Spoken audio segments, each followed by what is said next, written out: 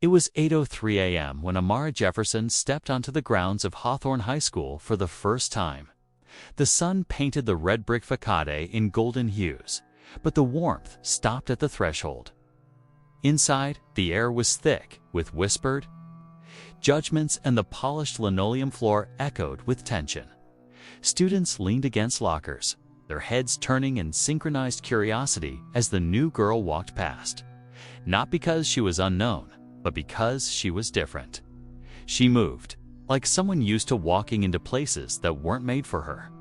Chin up, eyes steady, posture unflinching. Her jeans were unbranded, her sneakers worn but clean. Her hoodie zipped halfway with the hood down, exposing the neat rows of black braids tied behind her head. There was no makeup, no accessories, only intention. A girl in a pastel tennis skirt elbowed her friend. That's her. The transfer from New York. Why'd she come all the way to Raleigh? The other whispered back, probably got kicked out or something. Amara caught the murmurs, but didn't break stride. She had promised her mother she'd try to keep her head down this time. No more confrontations, no more headlines, but bye. Second period, it was clear Hawthorne High was not going to make that easy in AP Chemistry. Ms. Harding had barely written the lesson on the board when Connor Walsh made his move. He slouched at the back of the room, legs stretched under the desk, wearing the school football jacket like a badge of inherited superiority. He didn't need to try. His grin did all the work. "New York, huh?" he called out, voice loud, enough to pause the chatter. "How'd you end up here? Lose your scholarship? Or just get tired of the smell of garbage?" A ripple of laughter rolled through the classroom. Not all laughed. Some looked down, some shifted in their seats. But none spoke up. Amara closed her notebook slowly. "I transferred," she said, calm and dry. "It's not that complicated." Connor leaned forward, eyes glinting. "You talk like you're smarter than everyone. That a New York thing?" Before she could respond, his sidekick, Troy Bennett, chimed in with a crooked grin. "Nah, it's probably just how they talk in the hood." More laughter. This time, Amara heard a sharp intake of breath behind her, a girl with auburn curls who immediately turned her face to the window. "Mr. Walsh," Ms. Harding's voice finally cut through, flat and unbothered. "Is there a reason you're interrupting the lesson?" "Just trying to get to know our new star pupil." He raised his eyebrows mockingly. "We don't get many celebrities from Harlem around here." "I'm from Brooklyn," Amara corrected him. "And if you've paid half as much attention to your textbooks as you do to my background, you might pass this class." Oof, even Madison Hale, queen of eye rolls and fake laughs, made a face like someone had been slapped.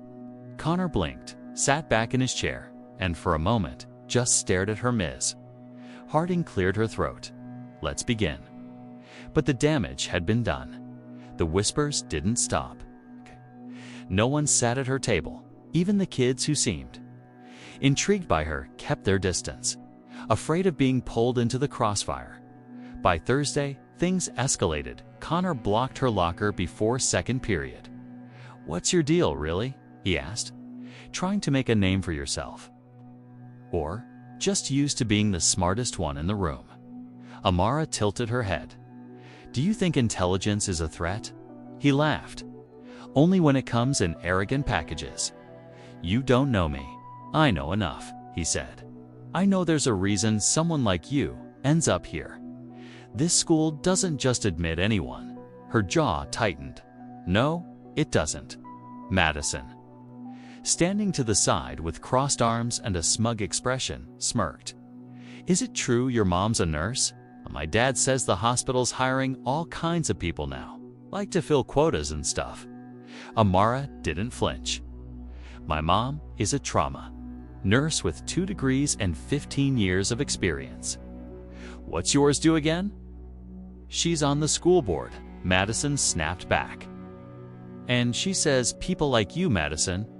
Ms. Harding's voice appeared behind them. Sharp, "Walk now." Connor stepped aside, eyes lingering. "This Isn't New York. You don't get to rewrite the rules here. Amara leaned in just enough. I don't need to rewrite them. I just don't follow yours. He was still standing there when she turned and walked into the classroom. That afternoon, the tension snapped in science lab. Ms. Harding posted a complex question on the board, something about electron shell theory and ionization energy. The room was silent. Connor cleared his throat, trying to make a joke. Anyone got Google? No one laughed. Then Amara raised her hand. Her voice was calm, almost bored, as she explained the answer in steps, quoting a peer-reviewed study to support her claim. She didn't just answer the question. She taught the class. The silence that followed was thick and unfamiliar. Then Connor spoke. "Okay, genius," he said, standing, his face flushed with something between rage and humiliation. "About a little competition." "What kind of competition?" Ms. Harding asked. Cautious. Connor grinned, already backing out. "A quiz-off, me and her. Assembly next week." Gasps. Giggles. A few claps. Ms. Harding looked at him like he'd lost his mind. "This isn't a game." "Why not?" said a voice from the back, the history teacher, Mr. Calhoun, stepping in. "Could be educational, fun even." The principal, Dr. Cross, was passing by the door. Heard the commotion, asked what was going on. Connor repeated his idea with a proud grin. Dr. Cross hesitated, then nodded. "It could be a school-wide event," he said.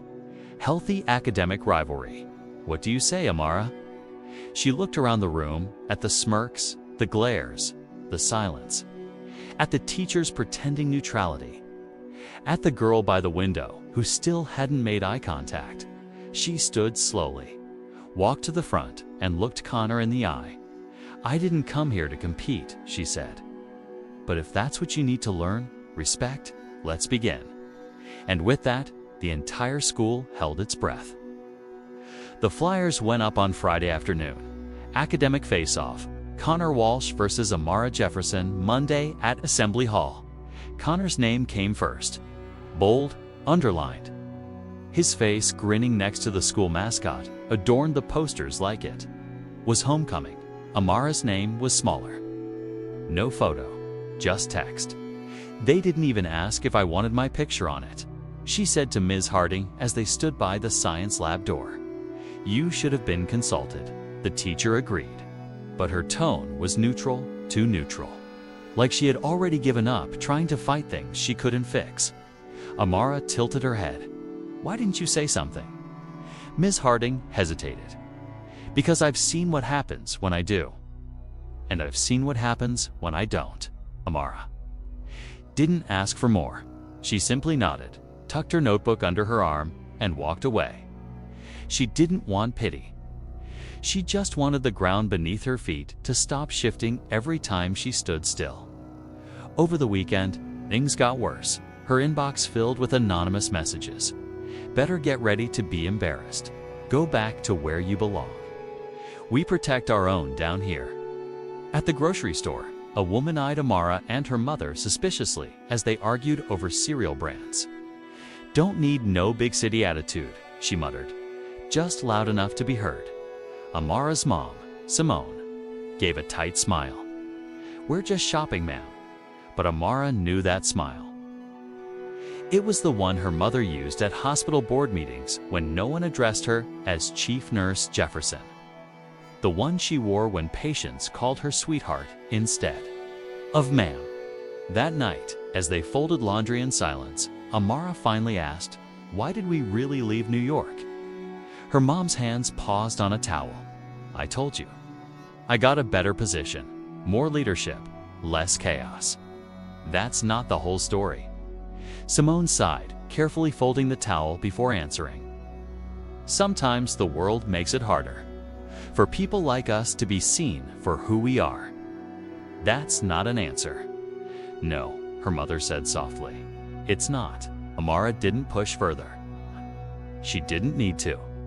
The real answers were somewhere she already knew, locked behind memories she tried to forget and a school file stamped confidential. By Monday morning, the school was buzzing. The auditorium was packed. Students whispered, phones in hand. Live streaming the stage where 2 chairs and a podium had been set up. Teachers lined the walls, some trying to hide their discomfort, others curiously waiting to see if the new girl really had what it took to embarrass their golden boy.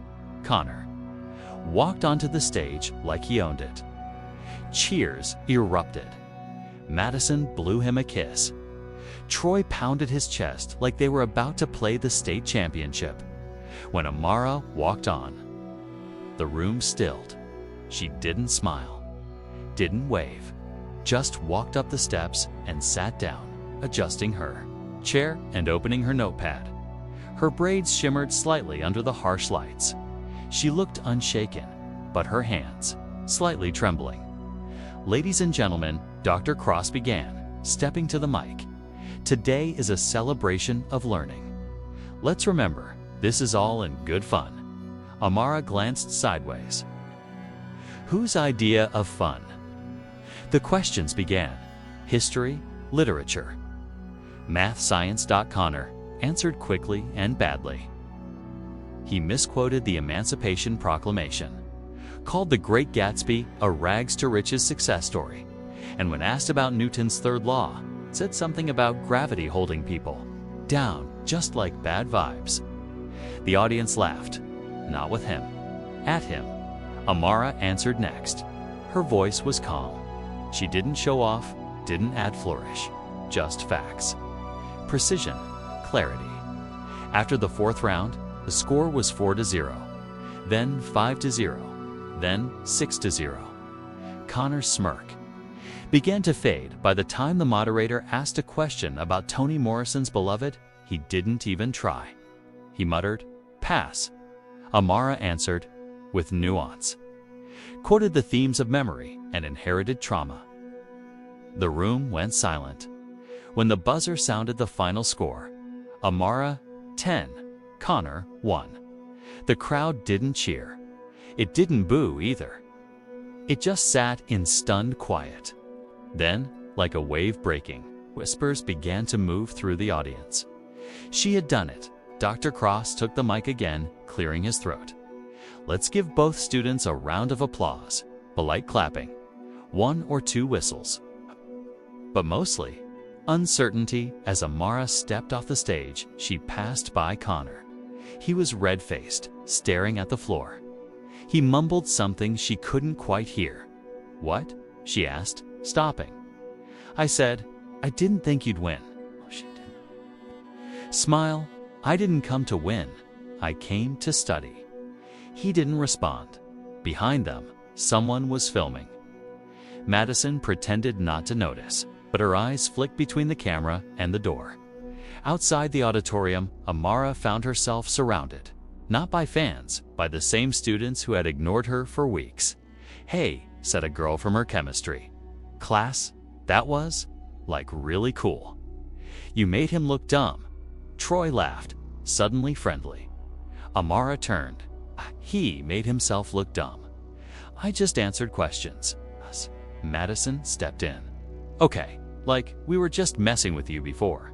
You know how people are with new kids?" "No," Amara cut her off.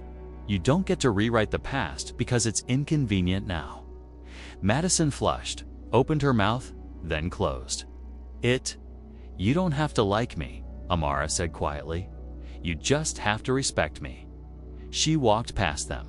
Students moved aside instinctively, like something powerful had passed through. Not violent, not loud, but unstoppable at her. Locker, she found a note folded neatly between the vents. "No name. You should be careful. People are watching, and they don't forget." She stared at it for a long time, then crumpled it and shoved it deep into her backpack. Later that night, her mom came into her room. "I saw the video," Simone said, sitting at the edge of the bed. "It's already all over Facebook. Even your aunt in Queens texted me." Amara rolled her eyes. "Great. You were brilliant." "Doesn't matter." "It does," Simone said. Then, more carefully, But we have to be careful. Why? Her mother took a breath, then said, because you're already a target. And there are people who don't care how right you are, only how loud you've become. Amara looked at her for a long moment. Tell me the truth, she said. Why did we leave New York? Simone hesitated, and that was the answer. Tuesday morning arrived with an odd kind of quiet. The cafeteria buzzed like any other day, but something had shifted. Conversations paused when Amara walked in. People watched her longer than usual, not with open hostility, but with a heavy weight of curiosity that isn't kind. She noticed it immediately. The silence, the glances, the phones being turned discreetly in her direction. Something's up, she muttered, sliding into her seat at the edge of the lunchroom. Have you seen your phone? Asked Grace, the auburn-haired girl from chemistry. She'd started sitting with Amara this week, timidly but persistently. Amara pulled out her phone. 27 missed notifications, texts, mentions. A link: New York honor student expelled after assault at academic competition. She clicked it. Her breath stopped. There it was, her name, her face, the old high school's logo. The article had resurfaced. The same one the press in Brooklyn had run months ago, except now it had been posted by a local Raleigh news aggregator. The headline had been softened, but the comments beneath were brutal. Typical, they always snap when they don't get their way. So much for gifted. The video was attached to a blurry phone recording from her old school. She stood over another student, white male, taller, shouting.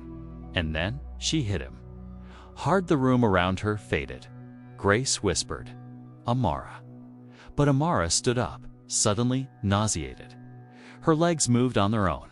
In the hallway, she barely made it to the stairwell before sinking to the floor. Her back hit the wall, the cold metal railing against her arm. Her ears were ringing. She didn't even hear Connor approach until he was 5 feet away.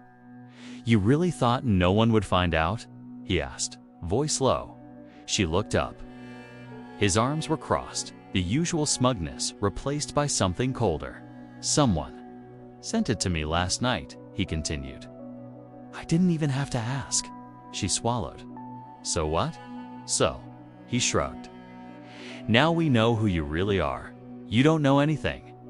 I know you attacked someone. Defended? Someone, she shot back, standing up. A girl in my old school. He called her a slur in front of the entire debate team. No one said anything. No one did anything. So I did. You think that makes it okay? I think. Her voice cracked, but she didn't look away. I think I made a mistake. And I paid for it. You have no idea what that cost me. Connor stared at her for a long time. You should probably lay low for a while, said she laughed, a bitter, exhausted sound. Of course, that's always the advice, right? Keep your head down, stay small, don't make waves. It's not about that. It's always about that. She pushed past him and headed to the office. Ms. Harding found her there 30 minutes later, sitting on the bench, arms wrapped around her knees. I should have told them, Amara said quietly. I should have just told everyone the truth before someone else did. Ms. Harding sat beside her. They didn't deserve it. But now I look like a liar, like I was hiding something shameful. You were protecting yourself, the teacher said, and it's not shameful. You stood up when no one else did. The world punishes that sometimes. Amara looked at her. Why are you still here? Ms. Harding blinked. What do you mean? You're one of the only people who hasn't backed away. Why? The teacher hesitated. Then said, because I was you. I was the smart black girl in the room full of people who expected me to either be invisible or fail. I remember what it felt like to have no one defend me. So now I do it for others when I can. Amara swallowed. Her throat was tight. I want to stay, she said. I want to fight. But I'm so tired. You don't have to fight alone, Ms. Harding said. But you do have to choose. The next day, the school felt like it was holding its breath. In homeroom, Amara stood up. Can I say something? The teacher, Mr. Calhoun, raised an eyebrow. If it's quick, Amara stepped. To the front, students shifted. Phones appeared, fingers hovered over record buttons. I know you've seen the video, she began. The article, the comments. And I'm not here to deny it. I hit someone. I was angry. And I was wrong to use my hands. A murmur ran through the room. But let me tell you what that video doesn't show. It doesn't show the boy I hit standing in front of a black girl on my team, calling her the N-word. It doesn't show the judges saying nothing. It doesn't show the 5 adults in that room who looked away. I stood up. I lost everything for it. She paused. No one moved. I came here thinking maybe I could just start over. But now I realize maybe I'm not supposed to. Maybe I'm supposed to remind people that silence is also a choice. And so is complicity. She looked straight at Connor, then at Madison, then at the rest of them. I'm not ashamed of what I stood for. I'm ashamed that I had to stand alone. Then she sat down. No one clapped. No one laughed, but no one said a word against her. After class, Grace walked up, trembling slightly. Do you want to come study with us later? There's a group. We do a trivia club thing after school. Amara blinked. You sure? Grace nodded. We could use someone who actually knows the answers. A small smile tugged at the corner of Amara's mouth. Later that day, Dr. Cross called her into his office. The board is aware of the situation, he said, voice tight. Some parents are concerned. She nodded. I understand. But I've also spoken with Ms. Harding and Dr. Patel. Your academic record is exceptional. You've been nothing but professional since you arrived. And frankly, the circumstances surrounding that incident, while regrettable, show a kind of moral clarity that's rare. He paused. You're not being punished. She exhaled, carefully. But Amara, he continued, softer now, you've become more than a student here. People are watching how you handle this, and how we handle it. She met his gaze. Then maybe it's time this school learned what real leadership looks like. He smiled faintly. Agreed. That night, back at home, Simone sat at the kitchen table with her. I saw the speech, she said. I was proud. But I was also scared. I know you've put yourself back in the spotlight. I didn't ask for it, Amara said. But maybe I need to stop running from it. Simone reached across the table and took her hand. You're going to change things, she said softly. But it's going to hurt sometimes. Amara nodded. It already does.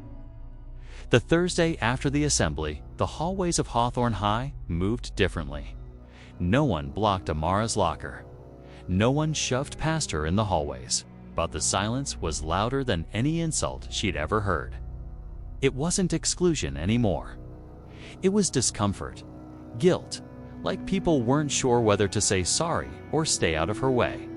So most said nothing at all, which, honestly, suited her fine.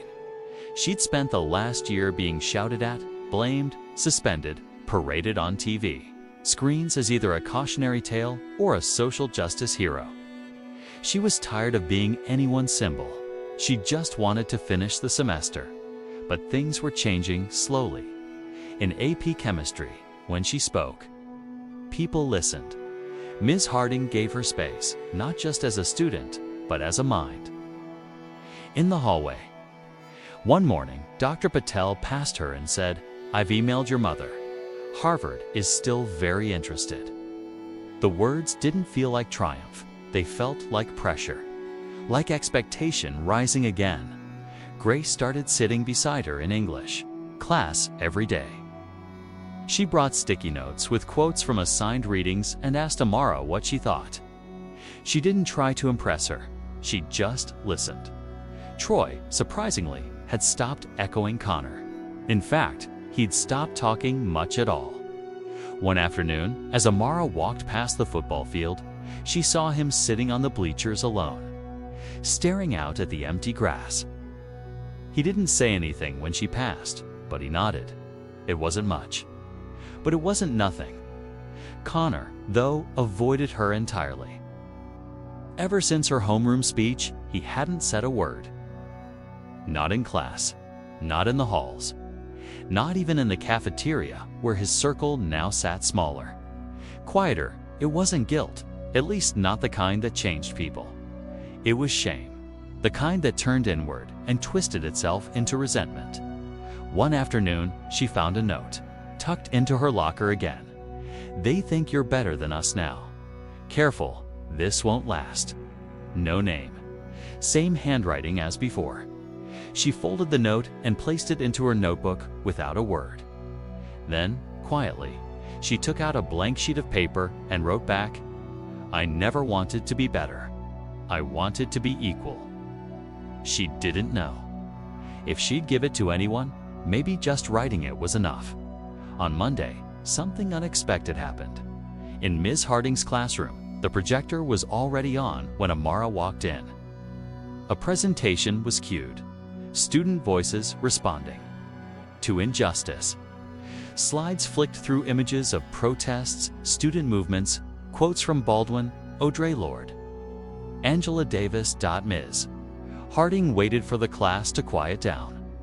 Then she said, "Today, we're going to talk about what it means to speak up and what it costs." She looked at Amara, not to single her out, but to include her. "This school is old," the teacher continued, "and it carries old systems, old silence. Some of us have upheld that silence without realizing it, others by choice. Either way, it's time to re-examine." Amara sat still, listening, not as the subject, but as part of the lesson in the CD. In the back, Madison was staring at the screen, arms crossed, lips tight. Later that day, Amara found her by the vending machines. Madison didn't notice her until it was too late to walk away. "I heard what Ms. Harding said," Amara said. Madison didn't respond. You could have spoken up that day, in chem, or in the cafeteria, or when I got shoved near the stairs. But you didn't. I didn't think it was my place. It always is, Madison exhaled. You think I had power? I didn't. Not really. You had enough. And you used it to protect people like Connor. Madison leaned against the wall. You think this is easy for me? I'm not like him. My dad is on the school board. I know. Madison looked away. I'm not asking for an apology, Amara said. I'm asking you to see it. Really see it. There was a long pause. Then Madison said, I saw the video. From New York. Amara tensed. I don't think you were wrong. Amara blinked. What? You looked angry, Madison said. But you looked honest. I've been angry like that too. Not for the same reasons. But I know that feeling. I just never did anything about it.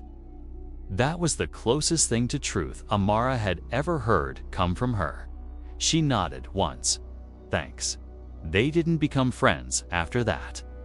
But Madison didn't smirk at her. In the halls anymore? And that was a start. The next week, a new student transferred in. His name was Elijah. Black, quiet. Wore his hoodie the same way Amara used to, not to hide, but to brace. In the lunchroom, he hovered by the tray return, trying to find a place to sit. Amara stood up, walked to his side, and motioned to her table. You can sit with us. He hesitated, then followed. The next day, 2 more students joined them. An Asian girl from debate, a boy who used crutches. Then Grace brought her younger brother, who was in 9th grade and loved chess. The table grew slowly. It wasn't about popularity. It was about space. Amara was building the kind she never had.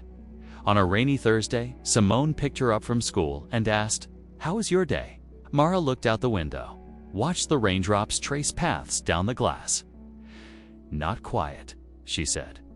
"But not loud either." Her mother smiled. That's how change starts. Back in her room that night, Amara opened her laptop. Typed out a college application essay. Tell us about a moment that shaped who you are. She stared at the blinking cursor for a long time. Then she wrote, "It wasn't the moment I hit him. It was the moment I stood up again. When I realized that silence wasn't peace, it was surrender. And I'm done surrendering." She hit save. The last month of school passed in fragments. Days melted into routine. Morning bells, hallway murmurs. Study groups in the library. Lunch tables that had quietly rearranged themselves, not by popularity, but by respect. Connor still came to school, but he walked differently now. Straighter, stiffer. He no longer filled rooms with his voice. Instead, he sat in the back of classes, silent, unreadable. His friends had scattered. Troy joined the track team. Madison split her time between dance and pretending not to watch Amara in the halls. One afternoon, as Amara walked past the gym, she found Connor alone by the water fountains. She hesitated. Something in her told her to keep walking, but she didn't. He looked up. For a second, neither of them spoke. "I saw your name on the scholarship board," he said finally. "Yeah, Harvard." She nodded. Early acceptance. Connor gave a small huff, not quite a laugh. Figures. Amara tilted her head. "Why'd you challenge me to that quiz-off?" He shrugged. "Don't know. Think I wanted to shut you up. And now, I wish I'd listened." She considered that, then said, "It's not too late. You can still start." "Start what?" "Being someone different than who you were." He looked at her, eyes flickering with something that could have been understanding, or maybe regret. "Can I ask you something?" he said. "Depends." "That kid you hit in New York, did he deserve it?" Amara didn't blink. "He deserved to be stopped. I regret the way I did it." "Not that I did it." Connor nodded slowly. "I think I've been that kid more times than I want to admit." She didn't forgive him. Not with words, not with a smile. But she didn't walk away angry, and that was enough. 2 weeks later, during the Senior Awards Assembly, Amara was called to the stage. Dr. Patel adjusted the microphone. "This year's Excellence in Academic Leadership award goes to a student who didn't just show brilliance in the classroom, but courage outside of it." A few claps, then more. Ms. Harding smiled from the wings. Dr. Cross, standing beside the stage, nodded once, stiff but sincere. Amara stepped to the microphone. Her fingers didn't shake this time. "I wasn't always proud of who I was," she said. "I tried to shrink myself to survive. And when that didn't work, I tried to disappear." She looked out at the sea of faces. Some familiar, some changed, some still unsure. But the truth is, you don't fight silence with more silence. You fight it by speaking even when your voice shakes, especially then. She stepped back. The applause wasn't thunderous. It wasn't a standing ovation. But it was real. That night, back home, Simone was already setting out dinner when Amara walked in. Chicken, rice, roasted vegetables. The kitchen smelled like Sundays. "I saw the live stream," Simone said. "You didn't stutter once." Amara smiled. "Practice." Her mother handed her a plate. "You scared me, you know, when I got that call from New York, when they said you'd been in a fight." "I know," thought. "We lost everything." Amara paused, then said, "Maybe we did, but I think we're finding something better." Later that evening, Amara went out to the porch. The air was warm, thick with southern stillness. Crickets whispered from the grass. Somewhere down the block, a sprinkler ticked in rhythm. She took out her notebook and opened to the last page.